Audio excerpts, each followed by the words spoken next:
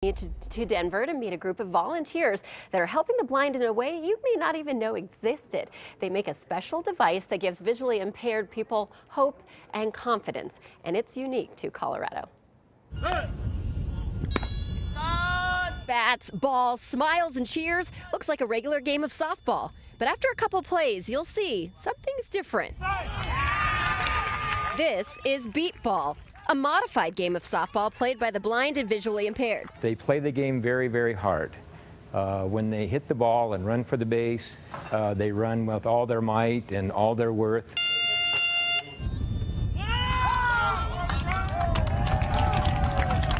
The rules are a bit different, and the game is played with buzzing bases and beeping balls. The beep balls are only made in one place, right here in Denver. They're made by a volunteer charity group called the CenturyLink Pioneers. Most volunteers are retirees from the telephone companies. Every Friday morning, they donate their time constructing 1,100 to 1,200 balls a year. They volunteer because they know how much it means to the players. I think it means a lot. It gives a lot of, especially the young adults, and sometimes younger children, but especially the young adults, something that they know they can do. It's a confidence builder. It's an arduous process to make each ball.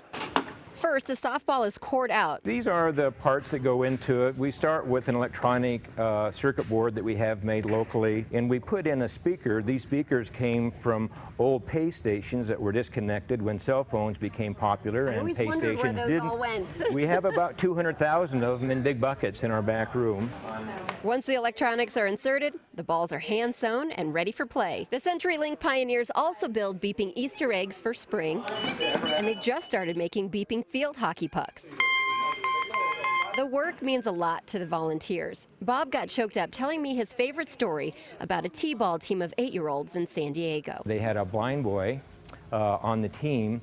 They bought a beep ball from us so he could, when it was his turn, put the beeping ball on the tee and hit it because he can't see. The whole team of boys was so enamored with that that they all started playing that same game.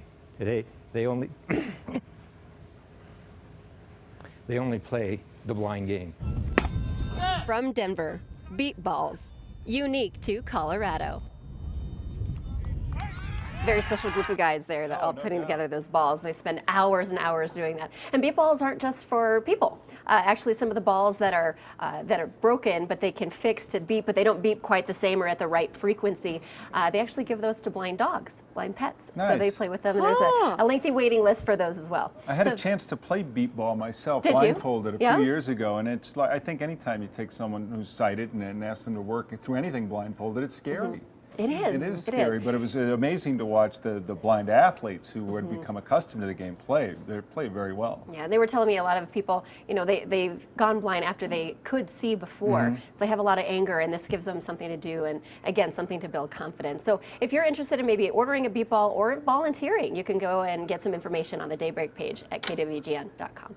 All right, thank you, Thanks, Vicki. Vicki. Great story. All right, we've seen a lot of bears here in Colorado lately.